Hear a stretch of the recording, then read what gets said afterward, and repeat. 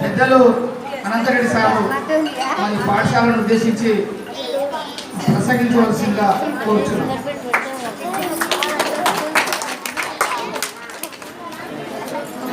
ఈరోజు 2023 జూన్లో స్టార్ట్ అయ్యి 2024 ఏప్రిల్ 23 వరకు పాఠశాలల పనిదినోత్సవాలు మరి ఎండలు అధికంగా ఉంటాయని ఇప్పటి నుంచో ఒక ఆనవాయితీగా సమావేశం భాగంగా చివరి రోజు బిల్కుల్ సమావేశాన్ని ఏర్పాటు చేసిన ఈ సభాధ్యక్షులు ఈ పాఠశాల ప్రధానోపాధ్యాయులు లక్ష్మీనారాయణ సార్ గారు, అదేవిధంగా మరి ఎంతో తన సొంత పనిగా నా సొంత పిల్లలు నా సొంత కుటుంబంగా అనుకొని అనునిత్యం ఆలోచన చేస్తూ ఈ స్కూల్ ఒక రూపురేఖ దిద్దడానికి ప్రధాన పాత్ర వహించిన వెంకటేష్ గారు, మరి అదేవిధంగా ఎప్పుడు కూడా ఎన్నంటూ ఈ స్కూల్ మంచి పేరు తేవాలని టీచర్ బాలమణి గారు, అదేవిధంగా తోడ్పాటుగా ప్రతి విషయంలో మరి అనుగుణంగా ఉంటూ ముందుకు నడిపేదానికి ప్రధాన సార్ గారు, మరి కొత్తగా డిక్టేషన్పై వచ్చిన పద్మావతి టీచర్ గారు, మరి ముఖ్యంగా ఈ గ్రామ యువకులు మరి బహుమతి మరి ఎంకరేజ్మెంట్ మంచి ఉత్తమ విద్యార్థులకు నగదు బహుమతిగా సీడు రూపకంలో మరి తన సొంత డబ్బులతో మరి మీ అందరినీ ఒక మంచి మార్గంలో నడిపించాలి, మీకు కాంపిటీషన్ పెంచాలి, విద్యను మంచిగా అవలంబించాలనే ఉద్దేశంతో ఈ ప్రైజ్ ఏర్పాటు చేసిన మరి మన పెద్దలు పార్కుల రామచంద్రయ్య గారు, మరియు అదేవిధంగా స్కూల్కు చాలా చేసి దానం చేసిన నిరంజన్ గారు, పరమేష్ గారు, పర్వతాల్ గారు, ఎస్ఎస్ఏ అధ్యక్షులు శ్రీను గారు, ఆలూరు వెంకటేశ్వర గారు, తిరుమయ్య గారు, మరియు పెద్దలు పాలనారాయణ. ముఖ్యంగా మేము కూడా చిన్నప్పటి నుంచి ఎన్నో పేరెంట్స్ డే మీటింగ్లో పోయినా ఎప్పుడు పోయినా పిల్లలు ఉండేది ఒక 3-4 పేరెంట్స్ వచ్చేది. మరీ ఎమ్మడి వాడి తోలుకరం అన్నా కానీ పనుల విషయంలో రాని విషయంలో పేరెంట్స్ ఎక్కడ కూడా అటెండ్ కాకపోయింది. మరి ఇక్కడ అటెండ్ అయినరు పేరెంట్స్, పిల్లలు ఎంతమందిలో పేరెంట్స్ అంతమందిలో అటెండ్ అయ్యిందంటే వాళ్ళను మోటివేట్ చేయడం, తల్లిదండ్రులు మీ పిల్లల భవిష్యత్తు గురించి ఆలోచించండి, మీ పని ముఖ్యం కాదు, మీ పని ఈరోజు కాబట్టి రేపు చేస్తున్నారు, మీ పిల్లల చదువుల గురించి మేమేం చేస్తున్నాం మేమేం చెప్తున్నాం ఒకసారి మా పాఠశాలకు వచ్చి చూడాలని వాళ్ళ మైండ్ సెట్ను మార్చి మా పిల్లల చదువులు మంచిగా చదివించాలనే ఆలోచనను మరి పేరెంట్స్ లోపల కూర్చోబెట్టిన ఈ పాఠశాల ఉపాధ్యాయ బృందానికి మరి ఈ గ్రామం తరఫున ప్రత్యేక ధన్యవాదాలు. అసలు వాస్తవంగా స్కూలు అనే వాతావరణం లేదు, ఈ స్కూల్నే మార్చాలని ఒక గ్రౌండ్ లేదు, పిల్లలకు ఇబ్బందులు అని ఒక 10 సంవత్సరాల క్రితము 8 సంవత్సరాల క్రితము ఇక్కడనే కొంచెం దూరంలో ఉన్న ఖాళీ ప్లేస్లో 10-12 సంవత్సరాలు ఖాళీ ప్లేస్లో అక్కడ సరిపోయిన ప్లేస్ ఉంది ఏర్పాటు చేయడాన్ని నేను విశ్వ ప్రయత్నాలు చేశాను. కాకపోతే అక్కడ కొంతమంది ఒక ఇల్లుతోటి అడ్డం వచ్చి సహకరించలేదు. ఇంకా చాలా ఇబ్బంది పిల్లలకు, ఎందుకంటే ఆటలు ఆడుకోవడానికి మరి గాలి కూడా సక్కగా కూడా ఇబ్బంది ఉంది, ఇప్పటికైనా ఇబ్బంది. మరి మన స్కూల్లో మెయిన్ దూరంగా కూడా ఈ పాఠశాల ఏర్పడంగా 15-20 మంది, ఈ సార్లు వచ్చినాక 25 మందితో ఉన్నది. 25 మంది పోయి 75 మంది అయింది. మళ్ళీ 75 మంది పోయి కాంపిటీషన్ అంటే ఇక్కడ గురుకుల పాఠశాలలో 9 వచ్చినాక ఈ సంవత్సరం గురుకుల పాఠశాలలో 7 మందికి గురుకుల పాఠశాలలో సీట్ రావడం అంటే చాలా మరి చిన్నపిల్లలకు ఎంతో ఓపికతో చెప్తే వాళ్ళు ఆ అక్షరాలు నేర్చుకొని ఆ చదువు నేర్చుకొని కాంపిటీషన్ ఎగ్జామ్ గురుకుల పాఠశాలకు పోయిందంటే వాళ్ళ జీవితం ధన్యమైనట్టు. అంటే వాళ్ళు ఏదో ఒక స్టేజ్ పోతారు, టీచర్ కన్నా, డాక్టర్ కన్నా, ఇంజనీర్ కన్నా, సైంటిస్ట్ కన్నా ఒక మేధావిగా పోతారు. మట్టిలో మాణిక్యాలు, మన మట్టిలో మాణిక్యాలంటే మట్టిని ఆడుకునే పిల్లలే పేద విద్యార్థులు. కానీ ఈరోజు లక్షలు కట్టి వీధులు కట్టే చదువు పాఠశాలలో కూడా ఇలా చదువు లేదు. ఈ పాఠశాలలో వాళ్ళు బాలికల పాఠశాలలో మాత్రం ప్రధానంగా ఆన్లైన్ క్లాసులు, అదేవిధంగా ప్రతి ఇంటర్నెట్ అన్నీ మరి పిల్లలకు అనేక రకాలుగా మొత్తం నేర్చుకున్నారు.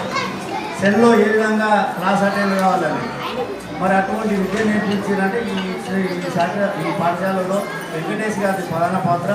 వారిని ప్రోత్సహించడానికి లక్ష్మీనారాయణ గారు ఎప్పుడు కూడా స్కూల్కి ఆబ్సెంట్ కాకుండా మాది స్కూలు ఎవరో వస్తారు భయాన్ని కాదు, ఆఫీసర్ వస్తాడు చెక్ చేస్తాడు భయాన్ని కాదు, ప్రేమతో మా పిల్లల చదువు మేము మంచిగా చెప్పాలి, మా పిల్లలను ఒక స్థాయికి చేర్చాలి అనే మనస్సుతో ఇష్టంగా మరి విద్య నేర్పి మనందరి పిల్లలను జీవితాలను బాగుపరుస్తుంది, వాళ్ళ జీవితాల్లో వెలుగు నింపుతుంది.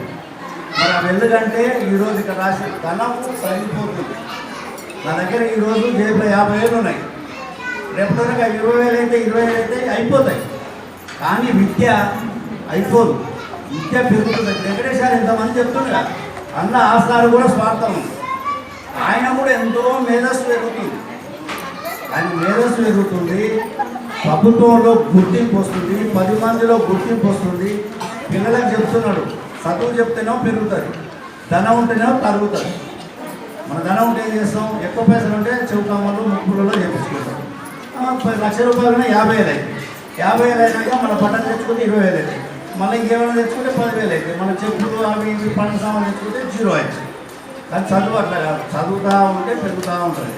చదువుకు మించిన సంపద లేదు.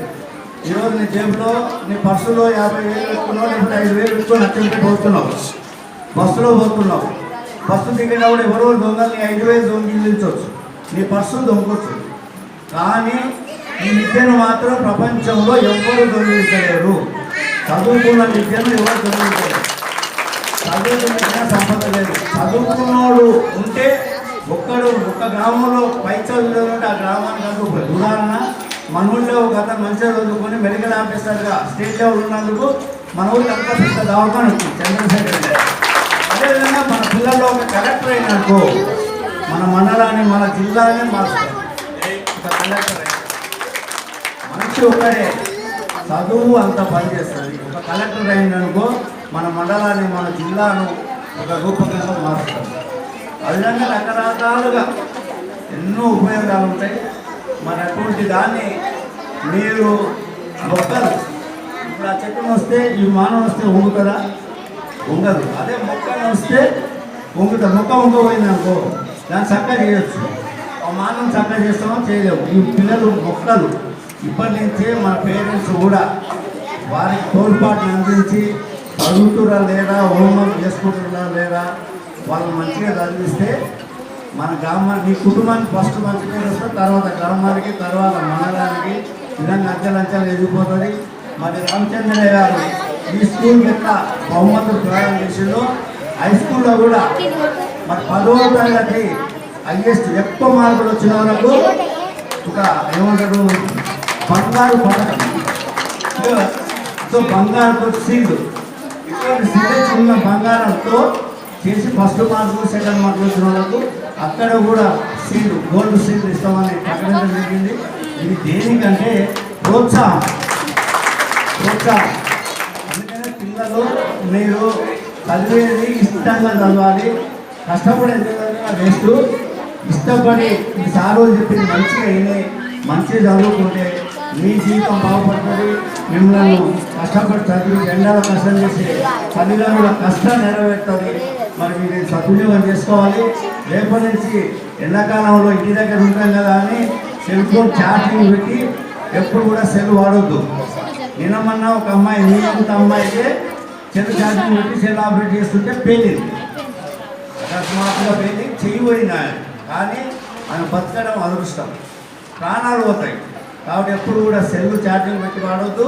సెల్ హీట్ అయినప్పుడు కూడా కొంచెం ఆఫ్ చేసి పక్కన పెట్టాలి. హీట్ అయితే ఇప్పుడు పట్టుకుంటే మనకు తెలుస్తుంది. హీట్ అయిందనుకో దానికి పై భాగం కూడా హీట్ అవుతుంది. మన జ్వరం వస్తే పై ఎట్లా హీట్ అవుతుందో సెల్లు కూడా ఏమన్నా లోపం ఉంటేనే హీట్ అవుతుంది. హీట్ అయినప్పుడు సెల్లు పక్కన పెట్టాలి. ఎందుకంటే వేడి ఉంటుంది కాబట్టి చాలా డేంజర్. సెల్లు ఇంకే ఉంది, వెళ్తే మాత్రం ఇప్పుడు స్లాబ్ కూడా వెళ్ళే పరిస్థితి, అంత పవర్ ఉంటుంది. పిల్లలు సెల్లు వాడినప్పుడు ఖచ్చితంగా జాగ్రత్తలు పాటించాలి. సెల్ హీట్ అయితే వాడద్దు, ఛార్జింగ్ పెట్టి వాడద్దు. ఛార్జింగ్ పెట్టి చెవు దగ్గర పెట్టుకున్నాం అనుకో మీ ప్రాణం పోతుంది.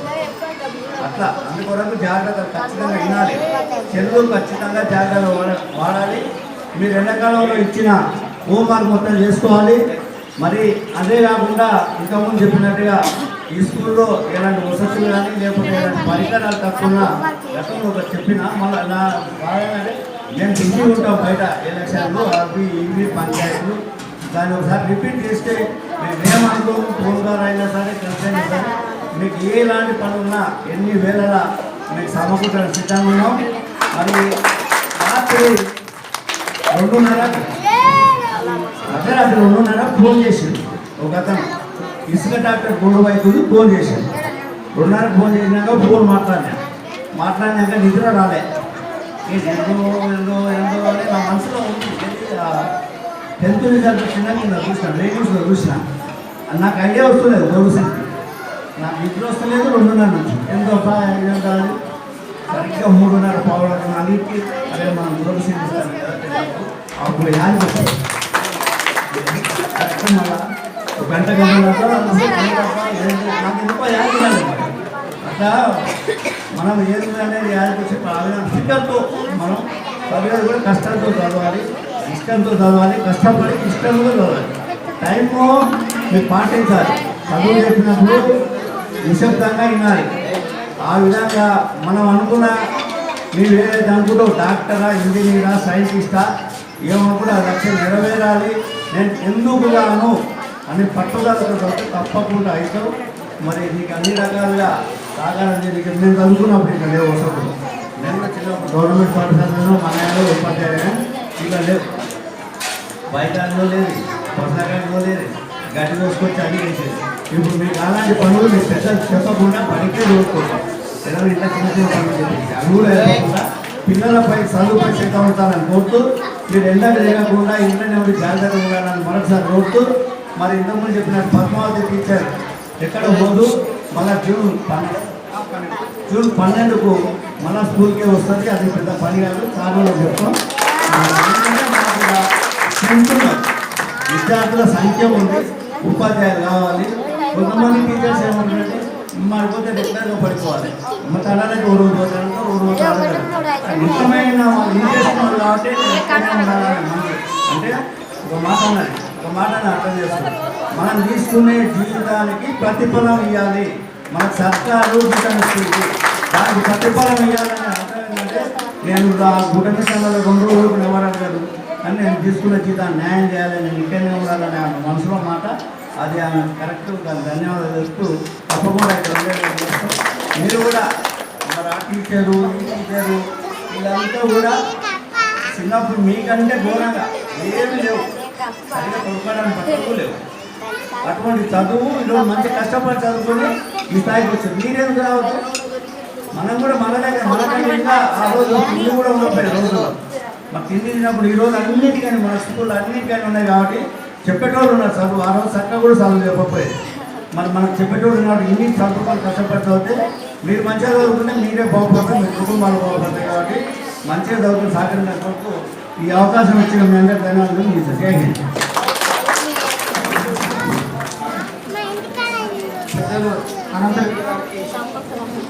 పాఠశాలను ఉద్దేశించి విద్యార్థుల బాగోగులను ఉద్దేశించి మరి చదువుకుంటే ఎట్లా ఉంటుంది, చదువుకోకపోతే ఏమవుతారు, సెల్ ఫోన్ వాడితే ఏమవుతుంది, సెల్ ఫోన్ వాడకపోతే ఏమవుతుంది, మరి ఎంత రోజులు పెట్టుకునే ఇప్పుడు ఇంకా అన్ని రకాలైన వసతులు ఉన్నాయి. బాగా చదువుకోవాలని మరి మీ అందరికీ సూచన వారికి పాఠశాల తరఫున కృతజ్ఞతలు తెలియజేస్తూ